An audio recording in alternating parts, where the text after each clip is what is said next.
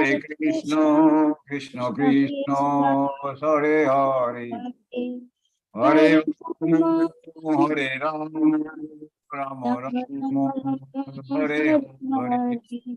Hare Hare Krishna, Krishna, Krishna Krishna, Hare Hare, Hare Hare Rama, Hare Rama, Rama Rama, Hare Hare, Hare Hare Krishna, Hare Krishna, Krishna Krishna, Hare Hare, Hare Rama, Hare Rama, Rama Rama, Hare Hare.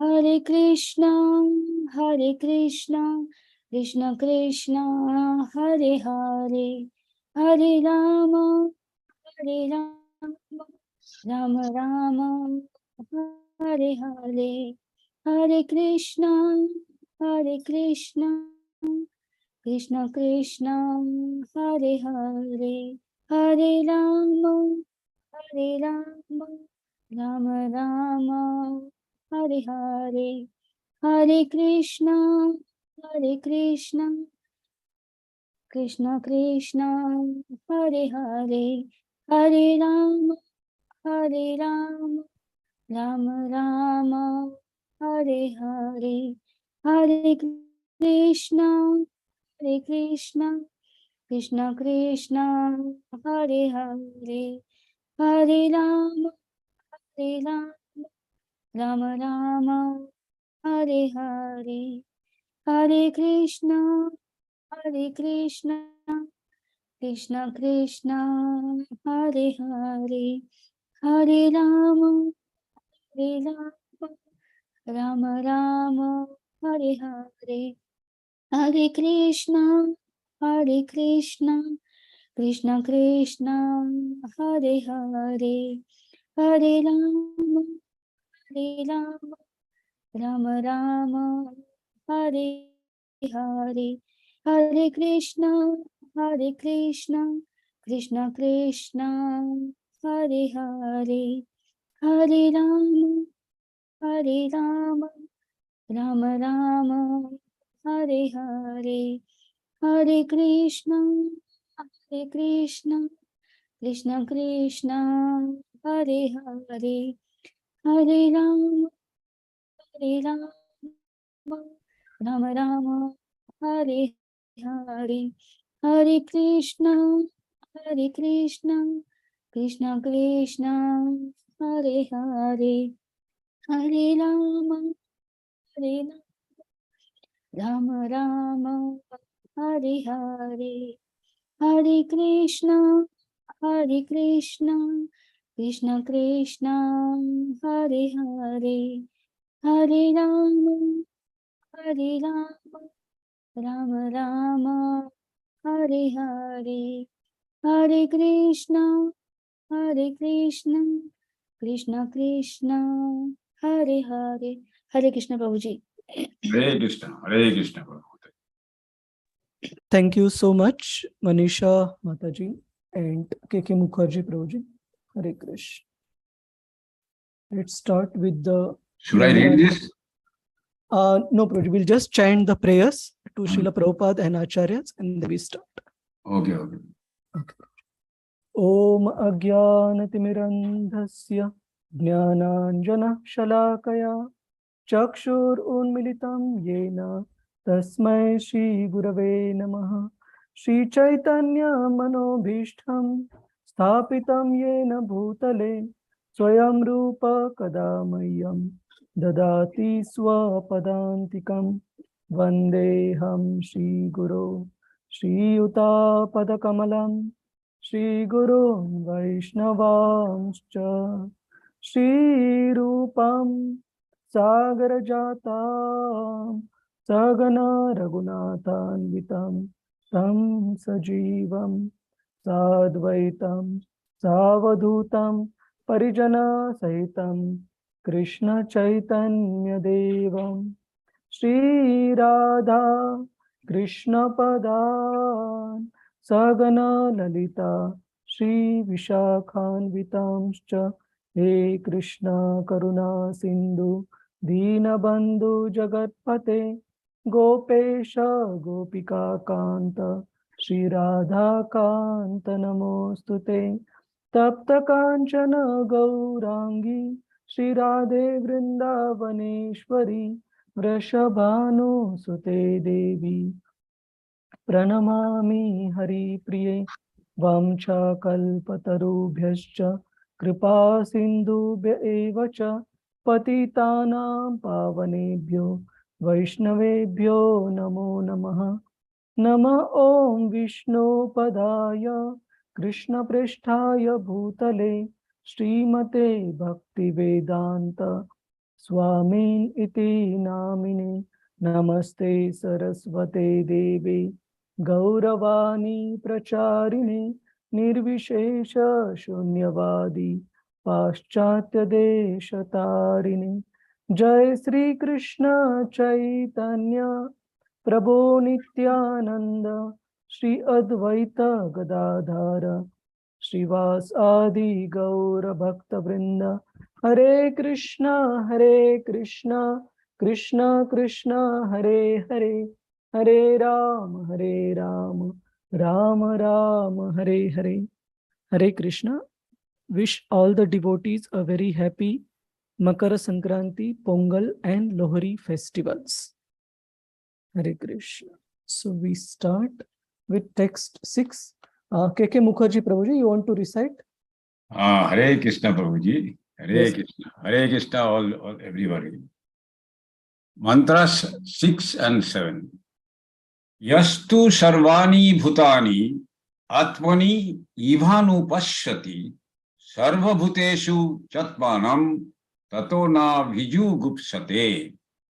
Yashmin sarvani bhutani atmani bhabud vijanatha tatra ko mola kaho shoka ekatvam anupashyat pashyataya. Thank you, Prabhuji. So, reciting just the mantra 6 once. Yastu sarvani bhutani atmanevanu pashyati sarva bhuteshu chatmanam tato na vijugupsate. Prabhuji, you want to read the translation? Let me go to next slide. Your translation is there, means I can read that.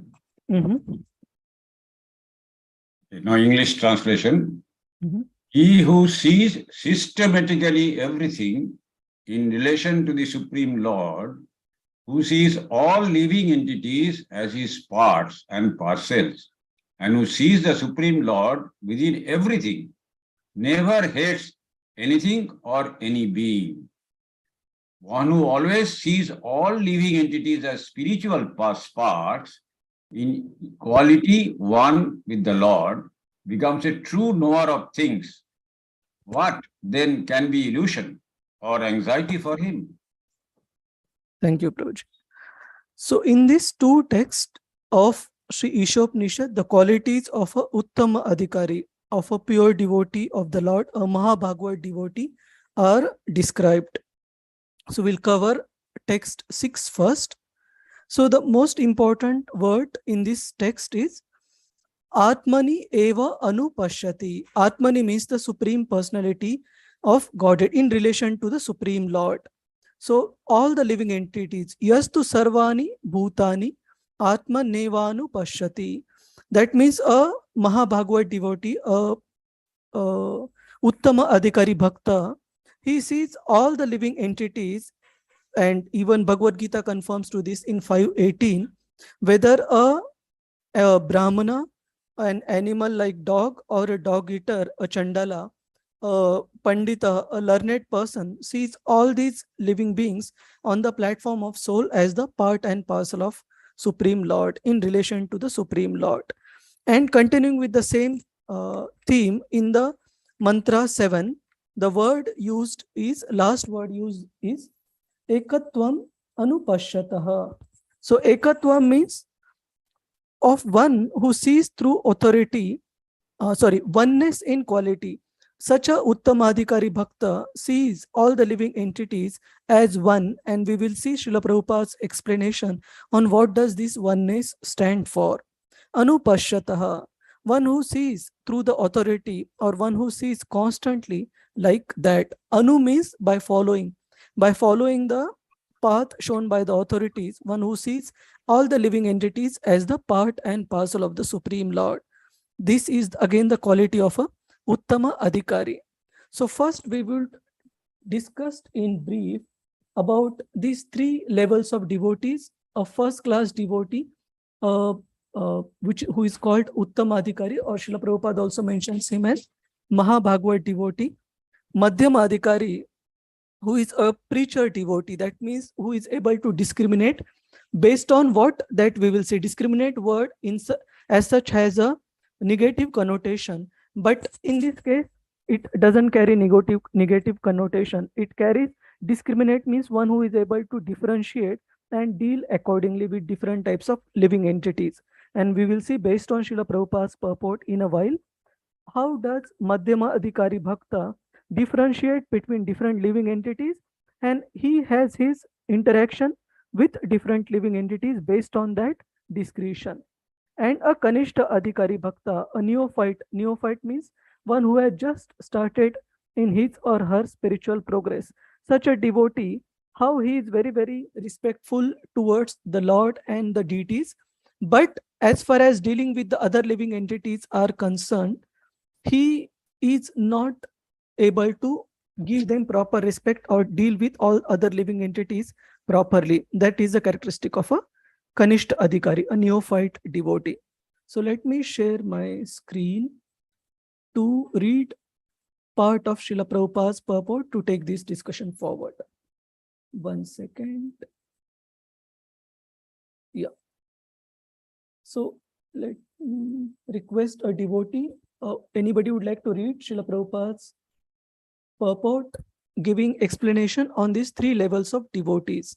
Sujata Mataji, Hare Krishna. Hare Krishna, Prabhuji. You can read this part.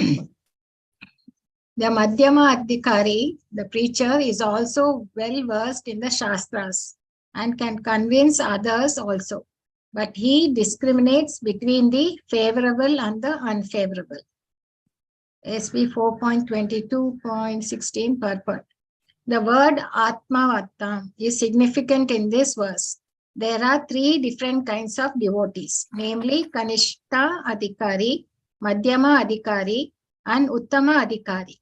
The neophyte, the preacher, and the Mahabhagavata are the highly advanced devotee. The highly advanced devotee is one who knows the conclusion of the Vedas in full knowledge. Thus, he becomes a devotee. Indeed, not only is he convinced himself, but he can convince others on the strength of Vedic evidence. The advanced devotee can also see all other living entities as part and parcel of the Supreme Lord without discrimination. The Madhyama Adhikari, preacher, is also well versed in the Shastras and can convince others also. But he discriminates between the favorable and the unfavorable. In other words, the Madhyama Adhikari does not care for the demoniac living entities. And the neophyte Kanishta Adhikari does not know much about the Shastra, but has full faith in the Supreme Personality of Godhead. Hare Krishna. Thank you. Thank you, Sujata Mataji. So let's discuss this, understand this subject bit more with the help of the examples from Srila Prabhupada's books, from the Shastras. So we would like to open this question to the floor. Do you think of any examples from the scriptures of these different levels of devotees? Especially for Madhyama Adhikari, you may not find many, because Srila Prabhupada writes in the purport, as we just saw through Sujata Mataji, Uttama Adhikari, for the sake of preaching, he needs to come to the Madhyama platform so that he can differentiate based on the living entities, who is favorable, who is unfavorable to take up Krishna consciousness, and based on that he can reciprocate, he can give them Krishna consciousness. Otherwise, for a pure devotee, for a Uttama Adhikari Bhakta, he sees everybody else as a devotee except for himself. That means there is no question of preaching, because he sees everybody is eternally engaged in service to the Lord. And Srila Prabhupada also gives one example to explain this particular point. He sees, just like if we see in a state, different people are there. Some are law abiding and some are criminals who don't bother about the law, who behave whimsically. But from the true sense, even a person who is a criminal, who is put into jail, he is also serving the will of the state. How? Because he has been made to forcefully serve the state by being in prison and following certain rules and regulations. Nobody can escape the will of the state. And a person who does not willfully serve the state will be forced to serve the state by means of staying in the prison house. Similarly, those personalities, those living entities who are disobedient to the will of the Lord by misusing their free will, they are put into this material world for rectification, for correcting their rebellious mentality towards the Supreme Lord. So this material world is also compared to a prison house, a correction house. Whereas a pure devotee, whether a person is a rebellious or a person is a great devotee, he sees both as being engaged in the service of the Lord. That is his vision on the topmost level. So can we see, with the help of few examples, do you think of any examples to give for, say, easiest one we will mention first, the Uttama Adhikari Bhakta. And there are many to quote in this. Anybody would like to quote any specific example? Sujata Mataji? Oh, Narada Muni. Yes, Narada Muni, the natural example which comes to our mind, because he has changed the life of so many devotees in Srimad Bhagavatam. And not only devotees, but those who were from not so favorable background, he transformed them into devotees as well. Thank you. Ambarish Maharaj, Ambarish Maharaj. Yes, Amrish Maharaj is also example of a Mahabhagavat devotee and Uttama Adhikari. So let's take these two examples. Maybe we go a bit more into depth. How is Narad Muni a pure devotee, Uttama Adhikari Bhakta? Because even Sujata Mataji, would you like to explain in brief about Narad Muni being a Uttama Adhikari? Narada Muni had converted many people, like I mean that I don't get that. Brugari. Bhruga Murari. Because he was the hunter and he was killing animals, but just he was able to convince him to take to the spiritual path. That's the best example. Thank you, Mataji. So Narad Muni saw the spiritual spark in Brugari, that he can be a great devotee of the Lord, and did not hesitate in asking him to give up his habit of killing and take up to Krishna consciousness. And we also see Narad Muni also saw a Artharthi Bhakta, a devotee, a Kshatriya child like Dhruva, who wanted to attain something which even his great grandfather didn't have, Lord Brahma didn't have, and Narad Muni channelized the determination of Dhruva through the process of devotional service and ultimately made him into a great devotee of the Lord. So he was not really at that level discriminating that whether somebody is qualified, whether somebody is not qualified. He was still very liberal in giving Krishna consciousness. But we just mentioned that even such a pure devotees of the Lord, sometimes, especially for the preaching purpose, they need to differentiate between various living entities just to do that which is most beneficial for that living entity. And we will see shortly how Narad Muni also exhibited this quality in properly discriminating based on the level of acceptance of that living entity towards Krishna consciousness. So Srila Prabhupada writes in the purport, in the second paragraph, in this text 6 purport, he writes, those who have attained the second stage of realization are called Madhyama Adhikaris. And such Madhyama Adhikaris devotees, they observe distinctions between the 4 categories of living beings. Which are these 4 categories? They differentiate the Supreme Lord, who is the supreme living being. Then they differentiate who are the devotees of the Lord. Then third category is those innocent living beings who have no knowledge of the Lord. But innocent means they are receptive in gaining the knowledge about the Lord. So these are called innocents.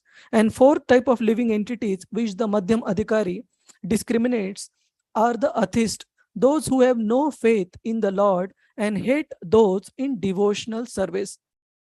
So such type of people, a preacher devotee, he keeps certain distance to allow them to gain sufficient sukruti, to allow them to gain sufficient punya, so that they will be receptive to take up devotional service. So Srila Prabhupada gives the example, how do we know that a living being is receptive or is envious? Just try to offer him Krishna. If the living entity is innocent, he would be very grateful, he would be receptive in taking it. And if we offer Krishna to an envious living entity, Srila Prabhupada gives the example, just like a snake, you try to caress or be very friendly to the snake, it will come to strike you with no good reason. You immediately know that such a person is not yet ready to take up the devotional service of the Lord. So even in case of Narad Muni, we see some examples how he needed to discriminate. There comes the example of the famous devotee who later on became a devotee, but initially he was a householder who was too attached to the wife, children, and the household. His name was Kailash. And this Kailash, it is mentioned that he became a grand old person, and Narad Muni used to often visit, taking compassion on this poor soul, that he should take up to the path of devotional service. So Narad Muni told this person who had grown old that, my dear Kailash, you would have to leave your body anytime soon. So why don't you take up to devotional service? And this Kailash told Narad Muni that, my dear sir, you see that my children are all foolish. They are not able to take proper care of the property that they have inherited from me. So I need to constantly guide them and look after their well-being. So I will take up to devotional service, but after a while. And Narad Muni then again goes back. Then he again returns for some time to visit Kailash, but this time he doesn't find Kailash in the house. And the Kailash's wife is lamenting the loss of her husband because Kailash has passed away. And Narad Muni is very sad that he didn't take up to devotional service in time, and now the time has gone. And immediately he sees a dog barking outside the house. And Narad Muni recognizes this barking dog as the same person who was very attached to his household, but because of his attachment and not having enough sukruti, now been uh, he has been degraded in the life of that of a dog. But his attachment is still so strong that he is guarding his own house and still trying to protect it. And Narad Muni is very, very sad that, my dear Kailash, I was telling you to take up to devotional service. Look what has happened. You have degraded yourself to a dog life. And Kailash says that, my dear Narad Muni, although I am in the body of a dog, at least I am able to protect my house. So that is good. I am trying to do to my family, to my near and dear ones. And Narad Muni is again very sad, seeing that this living entity has not even learnt his lesson now. And then after many years, when Narad Muni again comes, the dog is no more there. And he comes to know through the family that even that dog has passed away. And then Narad Muni sees Kailash, because of his attachment towards the household, now having taken more lowly a birth in the form of a snake. But because of his attachment towards the household, now he is guarding the field of the family by being a snake. And any person who tries to encroaches upon the family property, the field, then the snake is showing its fang and trying to scare away the person. And Narad Muni is again very sad. He says, Kailash, look what has happened. Now from human form you have gone to dog form, and from dog life you have gotten a body of a snake. So he realizes that Kailash's attachment towards his family is still so strong and is getting degraded life after life. Immediately, Narad Muni calls the people and shows them the snake and asks them to kill the snake. And finally, the Kailash is forcefully liberated from his body to take up the eternal service to the Supreme Lord. So through this example, we see that a Uttama Bhakta like Narad Muni also sometimes needs to use his discretion in terms of who to give devotional service in which particular form, so that it will be acceptable to the person. And it won't always be the case that any living entity is always receptive. So a madhyam adhikari, he needs to be discretion, he needs to use discretion in terms of who to give devotional service and how to give devotional service. Because it's mentioned that a pure devotee, if he, of course, a pure devotee of the Lord is most merciful, and the mercy can also be passed in the form of prasadam or other means to the atheistic class of people or envious class of people. But directly, if he tries to preach the glories of the Lord, then the envious person is likely to commit offenses and go further away from the Lord. So that is the reason why a preacher needs to discriminate. So any question on these two platforms before we go to the third one, between the Uttama Adhikari, what is his vision, and why it is not possible to preach at the Uttama Adhikari level, why he needs to come to the Madhyama Adhikari level, why he needs to use the discretion in terms of giving Krishna consciousness and how to give Krishna consciousness. Any question on this or any comment before we proceed?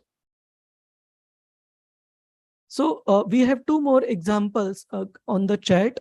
Guru Nishtha Mataji has mentioned the example of a Uttama Adhikari Bhakta at Srila Prabhupada, who saw the spiritual spark even in the lives of those who were following a totally fallen life of hippies. Srila Prabhupada saw the spark. We saw the example of the crazy Peter. Even in a drug addict, Srila Prabhupada saw a potential for him to become a wonderful devotee of the Lord, and which he did by the mercy of the pure devotee. Thank you, Guru Nishtha Mataji. Santosh Prabhu has given the example of Srila Haridas Thakur, who made even a fallen soul like a prostitute into a great devotee of the Lord. So any other inputs or thoughts anybody would like to share on this concept of Uttama Adhikari and Madhyama Adhikari? Guru Nishtha Mataji, Hare Krishna. Hare Krishna, Prabhuji. Yes, Mataji. I have a question, or maybe I misunderstood it. Why does a Uttama Adhikari need to come down to Madhyam Adhikari level? He can still preach, right? Or did I not get it? Yeah. So the Uttama Adhikari platform is that he sees everybody else apart from himself as the pure devotee of the Lord. So when we see everybody else as the pure devotee and we are the only ones who is not a devotee of the Lord, then one doesn't feel qualified to preach at all, because everybody else he sees on the platform of soul as the eternal servant of Lord. So Uttama Adhikari Bhakta at that platform, he doesn't see anybody as a non-devotee at all. Everybody is a devotee as a part and parcel to him. So they choose to come down to the Madhyam Adhikari. Correct. They are not forced. They choose to come down. Correct. Okay, understood. Thank you. Hare Krishna. Hare Krishna. Any other question? Sujata Mataji, you wanted to share something? Only I wanted to say the sons of Daksha, he converted them to devotional service. Twice Yes. he did it, though he was nothing. So, Sorry, Mataji, just repeat last statement. Twice. Yeah, twice Yes. he did it. Yeah, that's the thing. Yes. Whole batches of Daksha's children, Daksha's sons, Narad Muni transform into devotees one after another. And after that. And Daksha got really upset, but Narad Muni even took it as a mercy of the Lord. Hare Krishna. Aishwarya Subhadra Mataji, Hare Krishna Mataji. Hare Krishna, Prabhu, Dhanasana. Prabhu, you said about the four class of people. That's what the Madhyama Adhikari sees, right? Correct. Innocent. Yes, ma'am. So is it like his approach also? I heard somewhere Prabhupada saying like the innocent he tried to preach, right? Yes. And to the Lord he worships, then devotees he make friendship. And what's the fourth class you said, Prabhu? Atheist. Atheist. Ignores, right? Ignores. Correct. Okay, Prabhu. Hare Krishna. So this is again a very important point. Aishwarya Subhadra Mataji brought that how does a Madhyam Adhikari deal with these four categories of living beings? The Supreme Lord, he worships. The devotees of the Lord, even within the devotees, it's mentioned that those who are superior, he respects and worships. Those who are equal, he makes friendship. And those who are innocents or those who are lower but receptive, he is compassionate towards them. He gives them Krishna And those who are atheist, Srila Prabhupada also translates as those who have no faith or those who hate devotional service, those who are very envious. So you try to give them Krishna, they will become more antagonistic, like Hiranyakashipu, for example, that he was a atheist, that he used to hate Vishnu so much that everybody else was acknowledging his authority. One small 5-year-old boy, he considered Lord Vishnu as the supreme person, and Hiranyakashipu was not okay with it. And he felt threatened, he felt insecure. So this is an example of a atheist. Now we will try to see from Srila Prabhupada's book, example of a Kanishta Adhikari, of a neophyte devotee. Let me read that part. The Kanishta Adhikari is in the lowest stage of realization. He goes to a place of worship such as temple, church, or mosque according to his religious faith and worship there according to scriptural injunctions. So they are very respectful to the Lord, to the deities, in worshipping the Lord, offering respect, but they don't acknowledge the presence of the Lord in the living entities. So their relationship, their dealings with the devotees of the Lord, with other living entities, are not up to the required level, Kanishta Adhikaris. So any examples devotees can think of, please raise your hand, from Srila Prabhupada's book of a Kanishta Adhikari. And in Sanskrit, this term used is Prakruta Bhaktas. Let me see. Let me share a screen where Srila Prabhupada quotes a verse from Bhagavatam to explain these devotees. 1 second. Are you able to see my screen? The new screen? Yes, Prabhu. Okay. So this is the verse Srila Prabhupada quotes, in his class. He mentions Archaya meva hare pujam ya shraddha ehate natat bhakteshu channeshu sa bhakta prakruta sprita. So such a prakruta bhakta, he faithfully engages in worshipping the deity in the temple, but he does not behave properly towards other devotees or people in general. It's called a prakruta bhakta, a materialistic devotee, and is considered to be in the lowest position. So this is a Kanishta Adhikari. Do you remember any example from Srila Prabhupada's books to explain a devotee, and probably would like devotees who have not spoken at all also to think, even if the example is wrong, that is fine, don't worry. But any name comes to your mind? Santosh Prabhu, Hare Krishna. Hare Krishna, Prabhu. Yes, Prabhu, Prabhu. Dhruva Maharaj, when he started off, can be considered as Kanishta Adhikari, Prabhu. See, Dhruva Sometime back Maharaj, it was like discussed. yeah, so there are 4 categories which we had discussed: the Artha, Artharthi, Jigyasu, and Jnani. So in that, Dhruva Maharaj was mentioned as the Artharthi. I remember this Gajendra's example and all. Okay. Yeah, this is one. Any other example? Because Dhruva, like what point we are trying to see is how a Kanishta Adhikari in his neophyte stage is, although properly respecting the deity or the Supreme Lord, is not properly respecting other living entities. So we have few graphic examples from the scriptures to explain this point.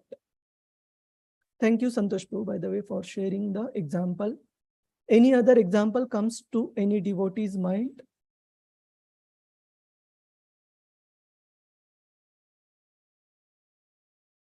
All right, so let me give one hint and then maybe devotees can try to explain the pastime.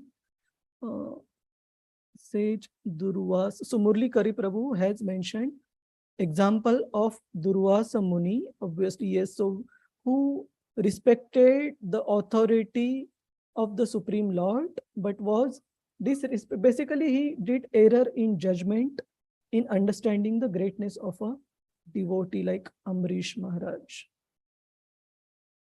But one thing is, yes, Prabhuji. Prabhuji, Maharsha, can we tell that as an example here? Because he didn't actually... This example comes from the Nectar of Devotion slides. where Uttama Adhikari, Madhyama Adhikari, and Kanishta Adhikari, and within Kanishta Adhikari, 4 categories are given. Those who are in distress. So we had a slide on this, and there were examples quoted. But the point we are trying to mention is how a Kanishta Adhikari Bhakta is not properly treating, he's not properly dealing towards other living entities. We are looking for example in that. So Dhruva Maharaj's example, definitely what Santosh Prabhu mentioned, is based on the examples quoted in NOD. The subcategories of a neophyte devotee are mentioned there.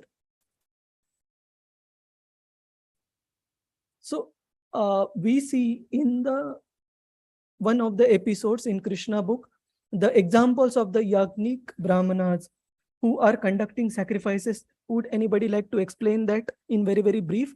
How their example can also fall under the Kanishta Adhikari platform. How did they reciprocate with Krishna's servants, his Gopa friends, when they were sent by Krishna? Anybody can explain this example?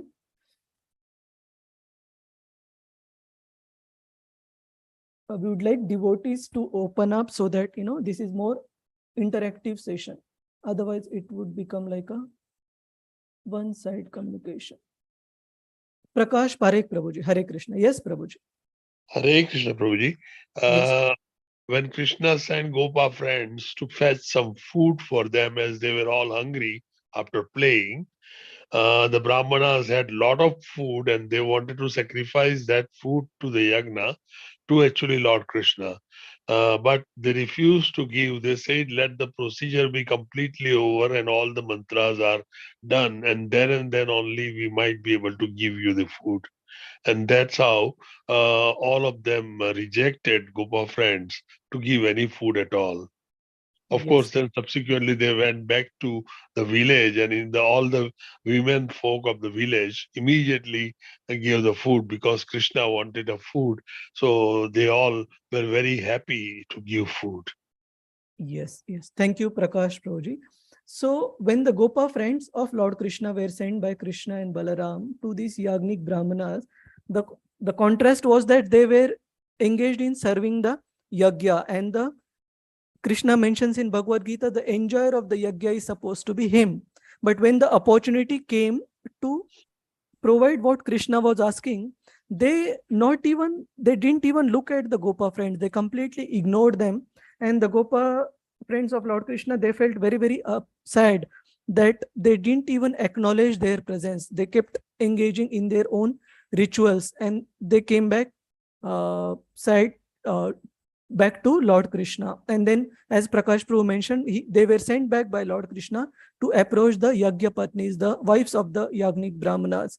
And they happily provided all the food offerings that were cooked for offering in the Yagyas. They gave it to these children and accompanied them to the forest to take darshan of Krishna and Balaram, without even minding for a second that they won't be let in again in their own houses. They will be abandoned by their husbands, having basically overrun their authority by offering the yagya offerings to these friends.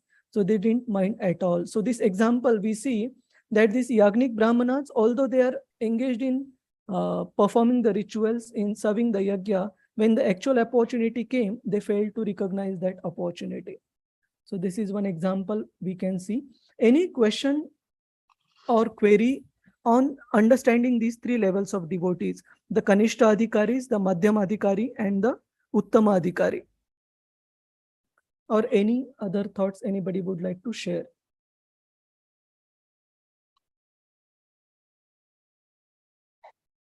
Ramesh Prabhu, is this clear? You were asking about Dhruva Maharaj, why his example was mentioned, but he doesn't fall in this category. What we just mentioned, he was not really discriminating or mistreating other living entities.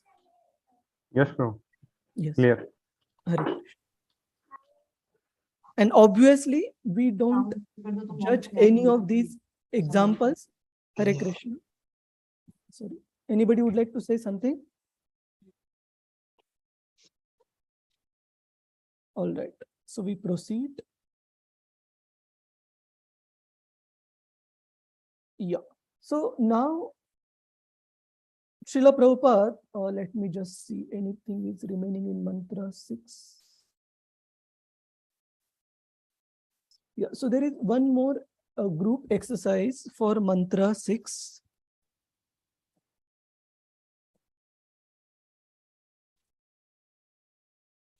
In the last paragraph of the purport of mantra 6, Srila Prabhupada gives the example of the imitators who imitate this vision of the Uttama Adhikari Bhaktas, who are Bhuta Anyat Manye Vanu Pashyanti, Atmani Pashyanti, who look every living entity in relationship to their to the Supreme Lord. Sometimes there are some persons on the earth, Srila Prabhupada points out, those who imitate this vision. So any devotee would like to explain this point based on the last paragraph? You can take a minute to go through it. Last paragraph of mantra 6.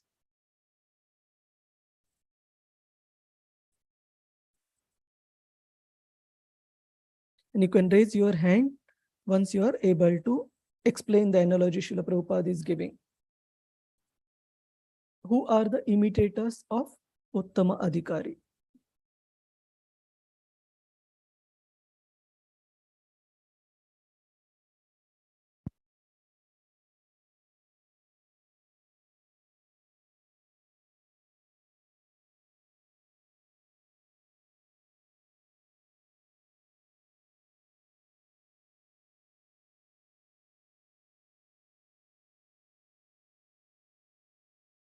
Hare Krishna.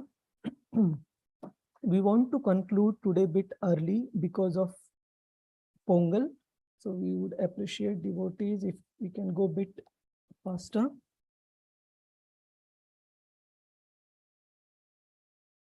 Sujata Mataji, Hare Krishna.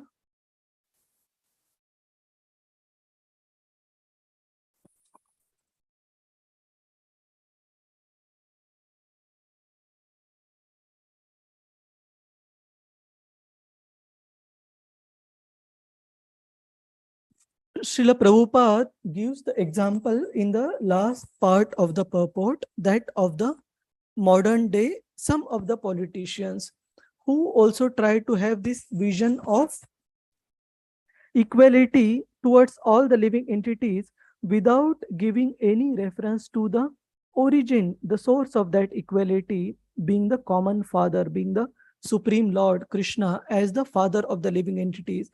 And unless and otherwise, this reference is made to the Supreme Lord and the commonality, the equality amongst all living entities is understood on the platform of soul, this equal vision will remain material. It won't be the vision of a Uttama Adhikari Bhakta, of the pure devotee of the Lord. It will still remain material and it won't serve the purpose of bringing the living entities together unless we bring the common source of all living entities.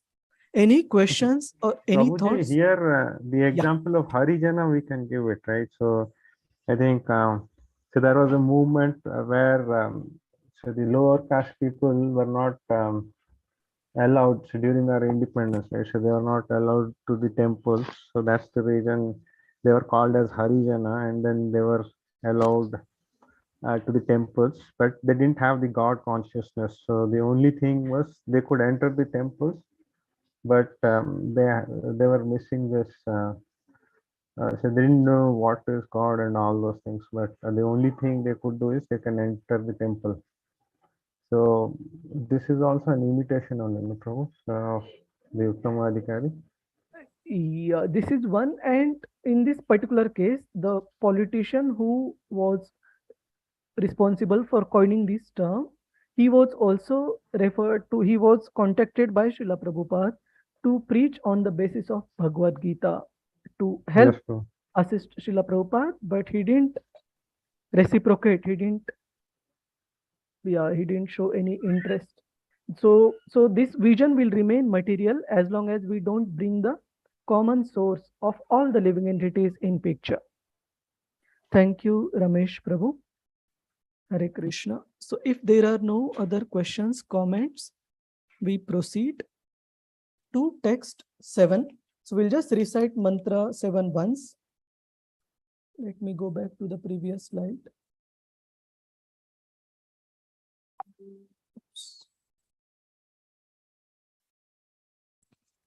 Yasmin sarvani bhutani atmaiva bhut vijanatah tatra ko mohaka shoka ekatvam anupashyatah.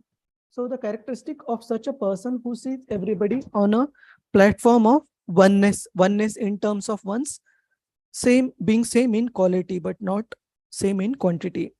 One who always sees all living entities as spiritual sparks in quality, one with the Lord, becomes a true knower of things.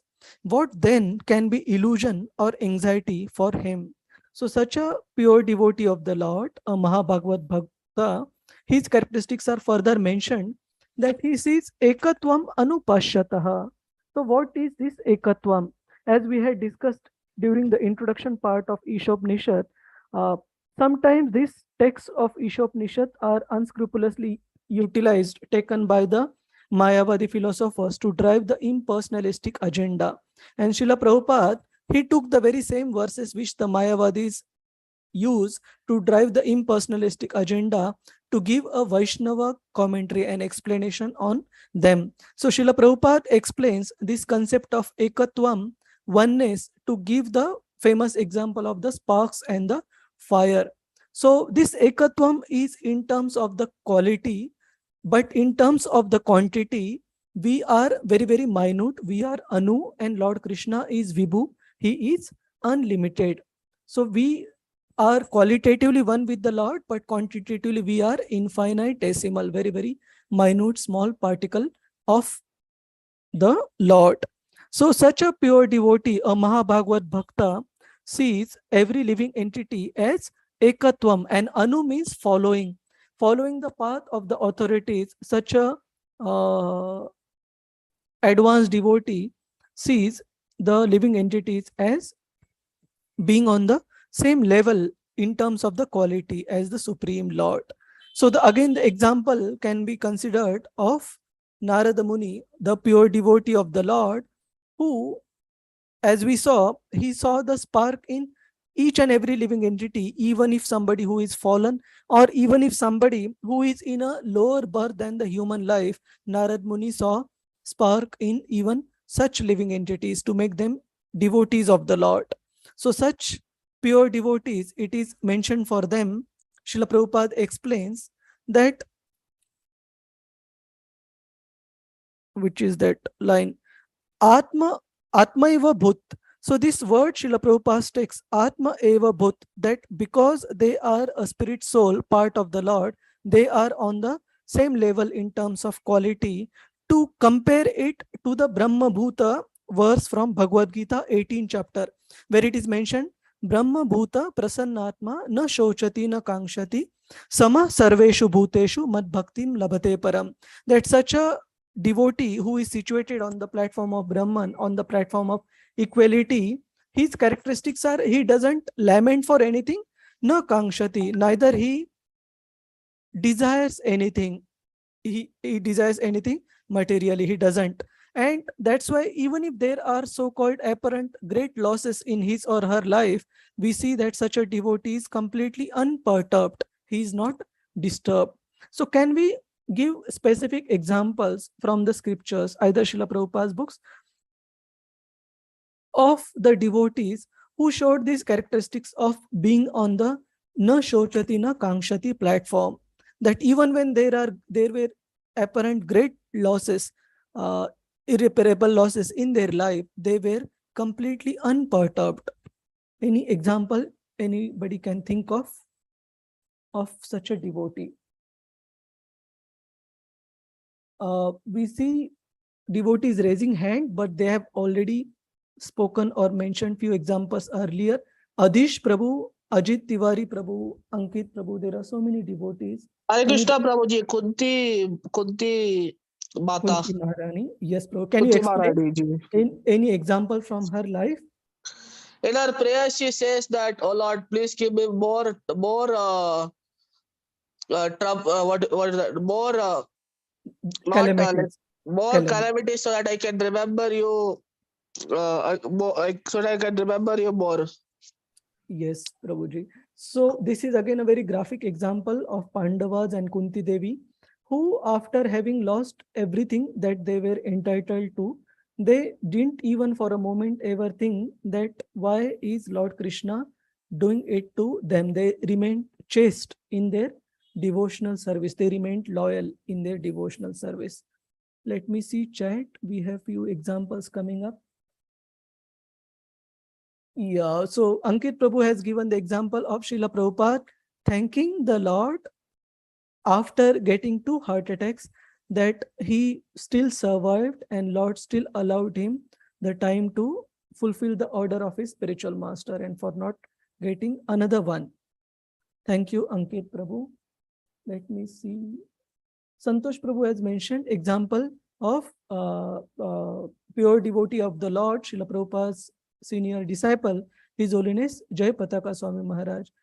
And even after having so many health issues, to be honest, it's even a 5% of what Maharaj is currently going through, we would be completely broken. But he is still so high in his enthusiasm, in his commitment towards the moment, giving his all. And in fact, in between, when Maharaj had bad health, I believe again a year ago, when he had to be put, the tube had to be put through his mouth, and like doctors were discussing some of the remedies. First question by Jayapataka Swami Maharaj was, will I be able to preach? So even in such difficult situation of the body, the focus of a devotee is how I can preach Krishna consciousness. Such a devotee not even for a moment thinks, why is Lord doing this to me, although I am engaged in his service all in all. So this is the focus of a devotee. Thank you, Prabhuji, for sharing. And Priyadarshini Mataji has mentioned the example of Prahlad Maharaj. Priyadarshini Mataji, can you elaborate on this? Yeah, Hare Krishna Prabhuji. Yeah. Hare In Krishna. spite of his father, Hiranyakashipu giving him so much of tortures, he was actually trying to change his mind, but when he could not do it, he was torturing him. Prahlad Maharaj was unaffected. He continued in devotion to the Lord. And ultimately, of course, he was triumphant in, Yes, ma'am. making his father realize the Lord. Thank in you. the form of Nasimha Deva. Thank you, Mataji. Hare Krishna. And we also see examples from Srila Prabhupada's books of devotees whose reputation was tarnished, like Srivas Thakur, the envious person, Gopal Chappal. He brought the paraphernalia for Kali worship and put it in front of the house of Srivas Thakur in the night, being envious of he not being allowed entry into Lord Sri Chaitanya Mahaprabhu's Kirtan. And he tried to defame Srivas Thakur, but Srivas Thakur was not protesting even for a moment. In fact, he called the neighbors and showed them, look what I do in the name of associating with devotees and performing Kirtan. And everybody else knew the sincerity of Srivas Thakur's devotion, and the place was cleaned. And frankly, nobody considered Srivas Thakur any less than what an exemplary devotee he was. And similarly, even when he lost his own son, and the ladies in the house naturally were lamenting and they were sobbing, Srivas Thakur personally stopped them that if you disturb Lord Sri Chaitanya Mahaprabhu's Kirtan, I would personally go and drown myself in the Ganges. So even in such a great loss, of course, we don't recommend anybody to imitate such great personalities, but we can take lesson from their life that even in the face of such irreparable great loss in their life, they were totally undisturbed, like Prahlad Maharaj, Srivas Thakur, and so many examples we saw, Srila Prabhupada. And similarly, also the example we can consider of Saint Tukaram, whose name is also mentioned in Sri Chaitanya Charitamrita, as Lord Sri Chaitanya Mahaprabhu having personally given his darshan and mercy to Sant Tukaram as part of his South India tour when he visited Pandharpur. So Sant Tukaram, he mentions that Bare Zale Deva Nigale Diwale. That means although he was a pauper from the material point of view, he considered it as a great blessing in disguise so that he can devote his full attention and surrender completely to Lord Vitthal. Obviously, again, caution, we can't imitate these devotees. So these are some of the examples of how the Uttama Adhikari Bhakta, a Mahabhagavad devotee of the Lord, he is completely free of anxiety and illusion. Ka shoka, ko moha, ka shoka. That both these qualities of moha and shoka, illusion and anxiety, are not present in a Brahma Bhuta devotee or in the Atma Bhuta devotee. Any other thoughts or examples anybody would like to share? Else we proceed.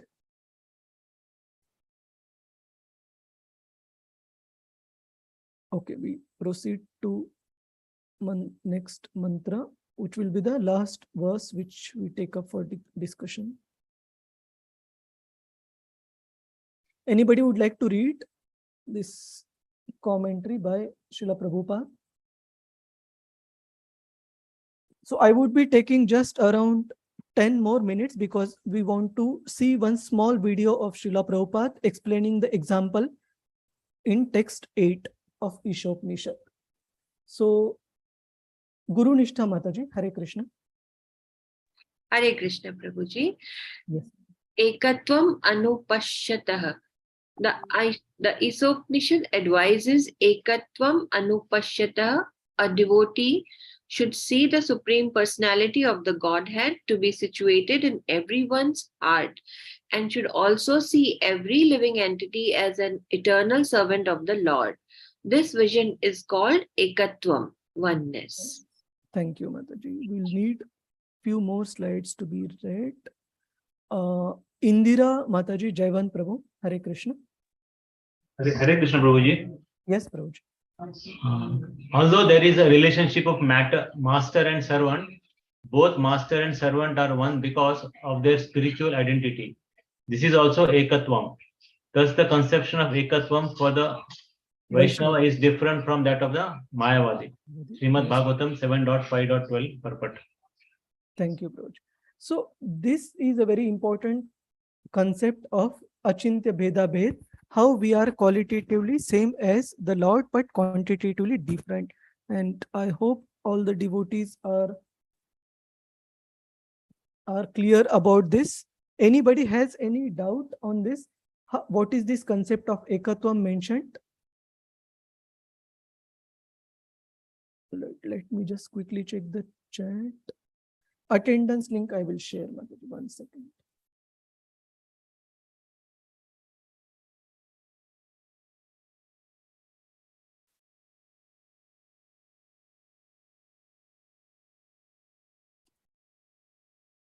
This is a great statement. Very great statement. Yes, K.K. Mukherjee Prabhuji. So we proceed. People cannot think this way, actually. Sorry, come again. You cannot? People cannot think in this way. Those who have attained a little higher level, they cannot think that even the junior most are the same as him. It is not. They are not able to think. And as soon as they can start thinking, then the whole spiritual identity comes, in the surface. Yes, Prabhuji. And that ekattam is a very big statement. Yes,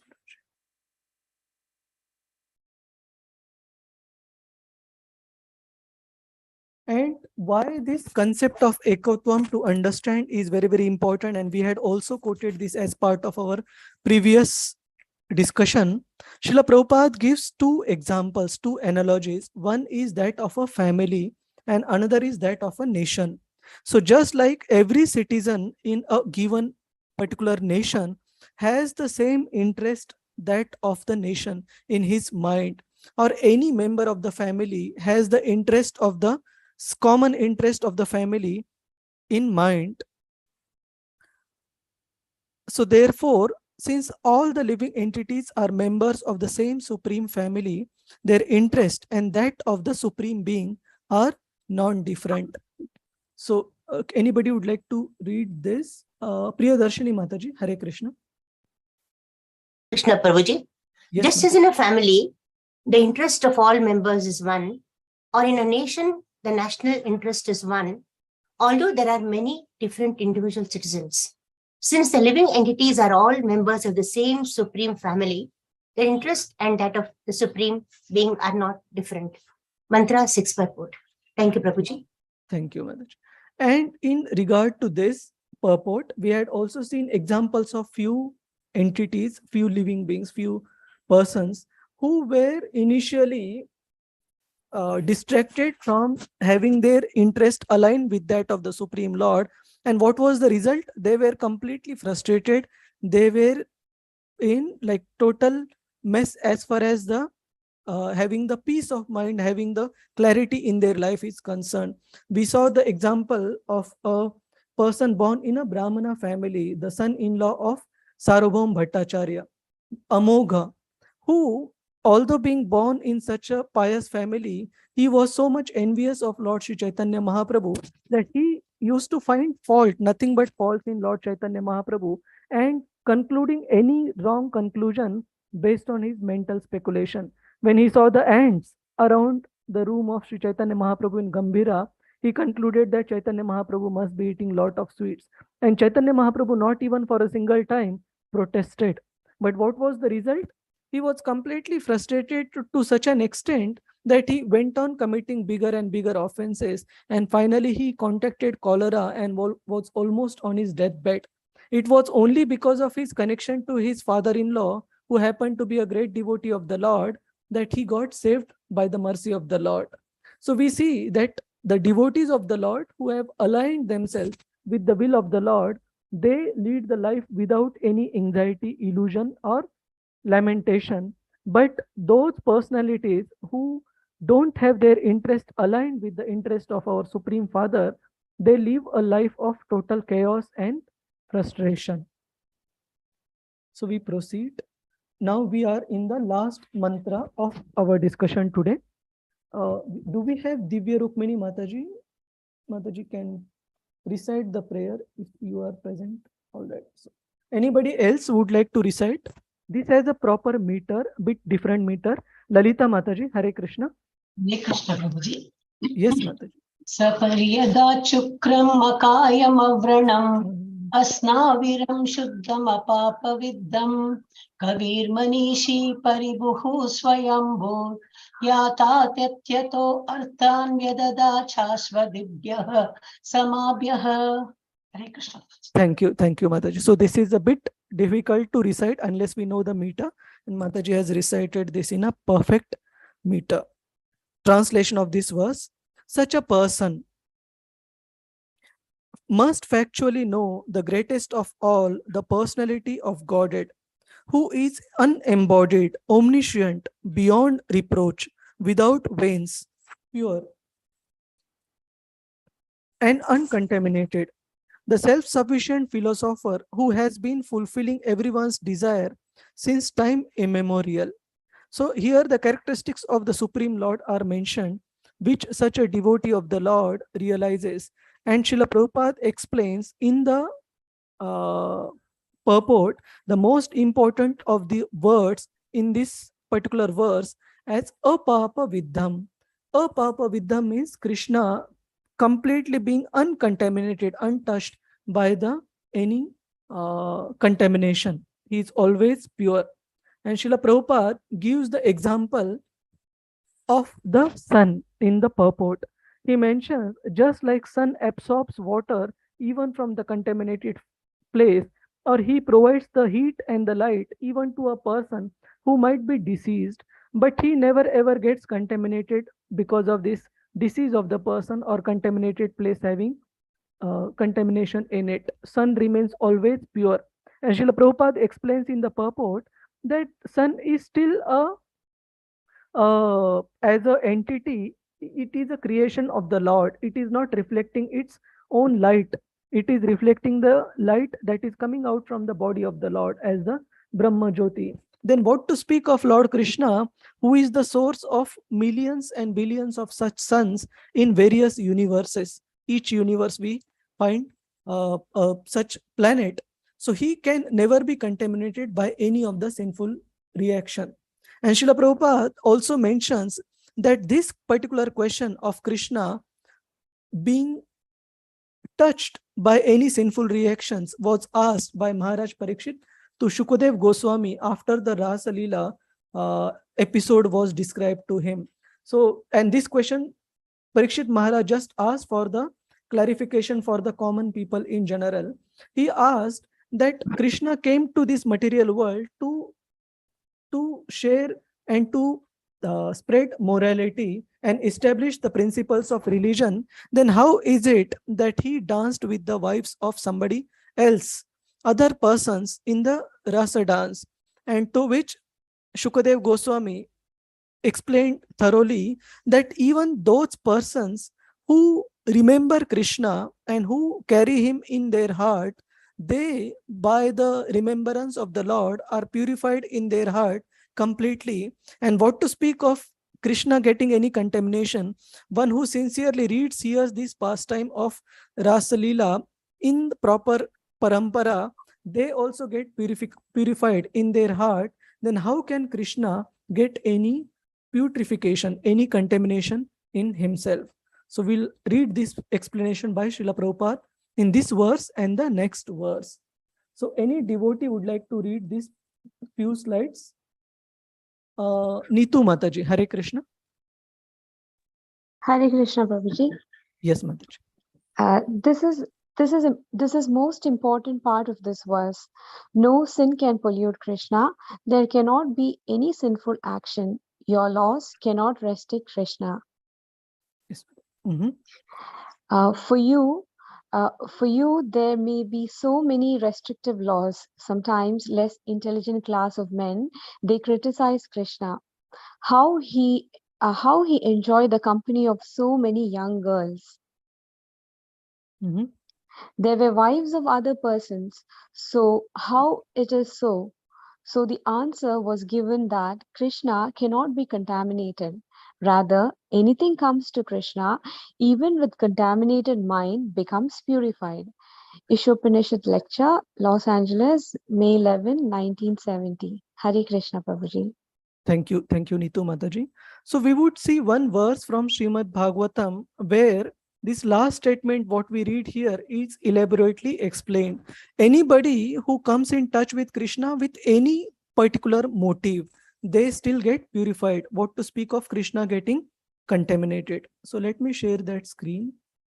1 second. 1 second. Where is this?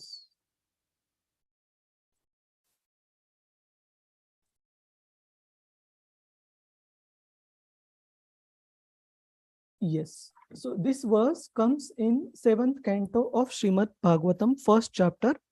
So where basically Narad Muni is describing to Parikshit Maharaj, and same conversation is being referred to by Shukadev Goswami to, Narad Muni is describing to Yudhishthir Maharaj, and same conversation is being relayed by Shukadev Goswami to Maharaj Parikshit, saying how Shishupal, although he had been constantly been envious of the Lord, how he got the highest perfection, that was the question. And Narad Muni describes, my dear King Yudhishthir, the gopis by their lusty desires, Kamsa by their fear, Shishupal and other kings by envy, and the Yadus by their familial relationship with Krishna, and you Pandavas by your great affection for Krishna, and we, the general devotees, by our devotional service, have obtained the mercy of Krishna. That means all these various personalities who are mentioned, not everybody was connected to Krishna out of their love or out of their devotion, including some of the demons, like Kamsa was connected through fear, Shishupal was connected through envy, and Yadus, they were considering Krishna as one of their family person. But all these persons, because of their connection to Lord Krishna, they completely were purified. So any connection with Krishna by any of these means is still beneficial. And what is the conclusion of this understanding? Narad Muni mentions, Katamopi na vena swap panchanam purusham prati tasmat kena api upayena mana Krishna niveshayat. So this is the conclusion. That's why the perfection of our life is somehow or other kena api upayana, by one means or another one should fix one's mind in Krishna, and if we are able to do that, then we will definitely get purified in our heart. Somehow or other one must consider the form of Krishna very seriously.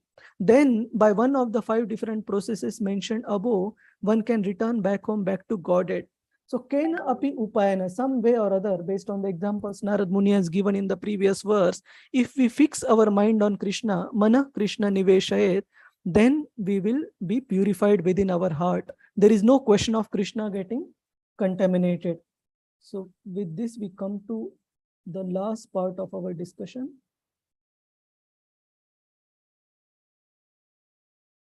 And Srila Prabhupada here is giving the example of the sun. The sun extracts moisture from untouchable place, yet it remains pure, purifies obnoxious things by virtue of its sterilizing powers. That means even a place contaminated like stool and urine, it is purified by Lord Krishna, but sun is not touched. Similarly, Krishna is also never touched. So with this, we conclude our discussion on the second part of Ishopanishad, which covers mantra 5, 6, 7, 8. So few key concepts we learned. Tad dure tat vantike. How Krishna is very far, at the same time very near. Ekatvam anupashyata. How a devotee sees every living entity as one in connection with the Lord, qualitatively one, quantitatively different. And Shuddham apapa viddham. How Krishna is always untouched by any contamination. So we have few examples quoted here on the chat. Ankit Prabhu has mentioned the famous example of Putana, who approached Lord Krishna with the sinful desire of harming the child Krishna, but she herself got purified of her ill intentions. Krishna took the good in her, which was her external dress, as the mother of Lord Krishna, and granted her a permission of being one of the mothers, being the nurse of Mother Yashoda in the spiritual world. Sorry, not Mother Yashoda, nurse of Lord Krishna in the spiritual world. So we have got the attendance link. Let me share it now. So with this, we conclude our discussion on Unit 2. If any devotees have any queries, comments, or inputs, you can share. Sorry, I took slightly longer than what we had planned.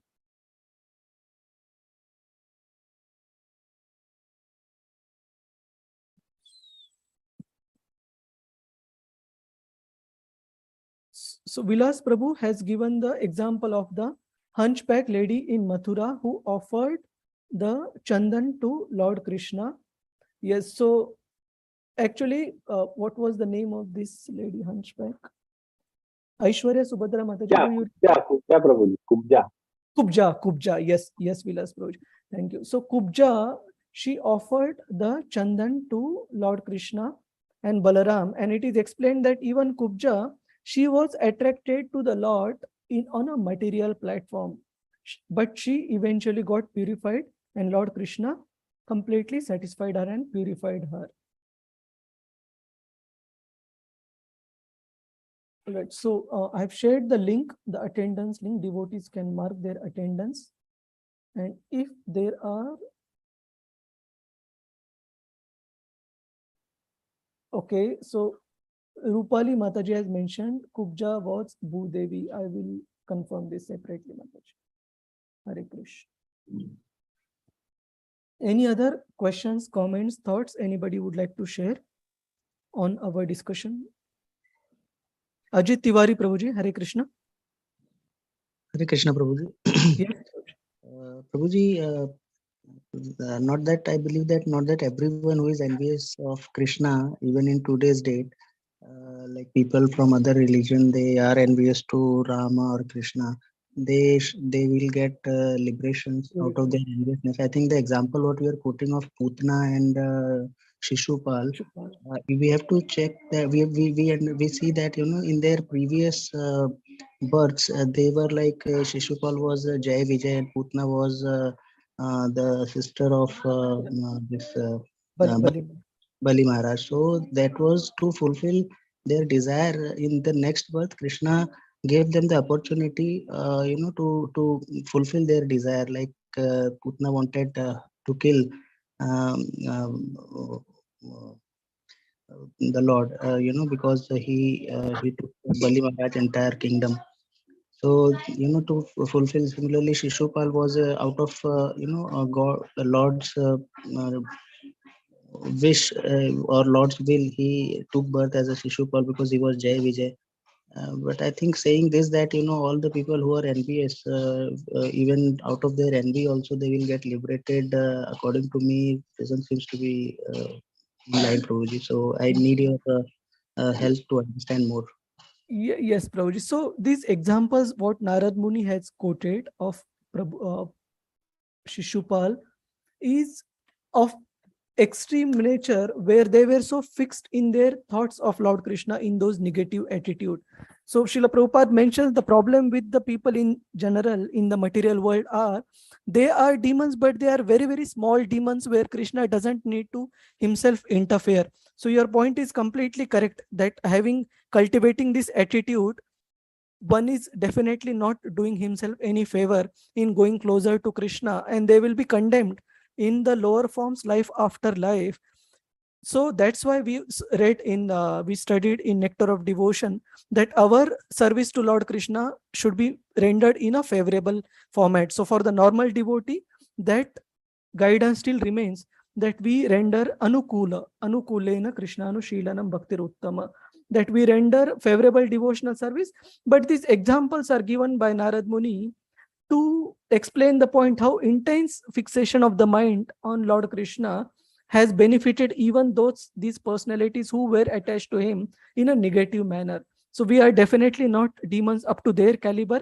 So no ordinary soul should take wrong interpretation and be connected to Krishna in a negative attitude. It will not do us any good. Agree, Ajit Prabhu, on this? Yes, correct, Prabhu. Hare Krishna. So, KK Mukherjee, Prabhuji, Hare Krishna, you wanted to share something? No, I wanted to just tell that from 22nd early morning, the morning, to 24th morning, I'll be there in that ISKCON Bangalore Rajaji Nagar temple. Okay. I'll be doing the service there in the morning and in the evenings. Okay. If any of the devotees are around and they are coming, it will be a pleasure meeting them as a devotee. Sure, Prabhuji. Thank you for sharing. In terms of the assignment, so this question I had got few chats, I couldn't reply. So we would immediately later today, we will share the assignment question on Ishopanishad. So this will be the last but one open book essay assignment. Next will be on NOI.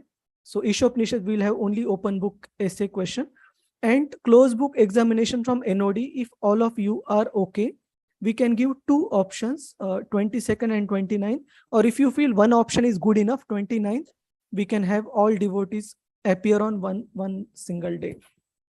Prabhu. Yes, Murthy. Yes, Murthy. About the exam, I will write you a message. Sure, Prabhuji. Okay. Please, sure. According to what you feel, what you deem good. Yes, Murthy Prabhuji, you're right. So Valar Mataji and all other devotees, we will announce later today the dates for the exam. If you have any issues, ping so that we can make an alternate arrangement. And open book essay we will share today. Yes, Ishopanishad will have only one open book essay, not two.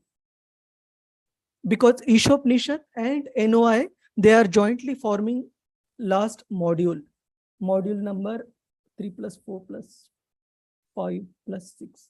So last module, so it will have only one assignment. Sure, noted, Rohini Mataji. We'll announce we'll have at least one alternative to 29th of Jan. Okay. Prabhuji, so the closed book will be together for Isopanishad and NOI? No, the text will be only one, and for NOD we will have separate one. So we'll have module-wise text.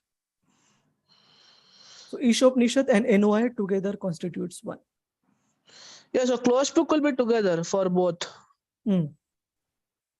Yes, Prabhuji. Okay. Hare Krishna, Prabhuji. Hare Krishna. Prabhuji, Hare Krishna. Yes, Mataji. Second being that 18 days course is not completed, many are into teaching. So can we not have on 29th another date? Yeah, sure. So this is noted. We will give one, since it is already 15, we'll give sufficient notice, Mataji. Okay, 29th and one more next Sunday probably. But let me share the open book essay first today. Okay, so we'll stop the streaming and conclude the session today. Vamcha kalpatarubhyascha kripa sindhu evacha patitanam pavanebhyo vaishnavebhyo namo namah. Ananta Koti Vaishnav Nandaki Jai. Vaishnav Thakur Jai. Jai. Hare Krishna Prabhuji. Hare Krishna, Prabhuji. Pranam, Prabhuji. Thank you very Hare much. Krishna Thank Prabhuji, you Dandavat very Pranam. much. Hare Krishna Prabhuji. And thank you, Prabhuji. So Srila Prabhupada's video, my apologies, somehow I totally missed it. We will start our next discussion with Srila Prabhupada's video. Okay, I will show next time. Hare Krishna.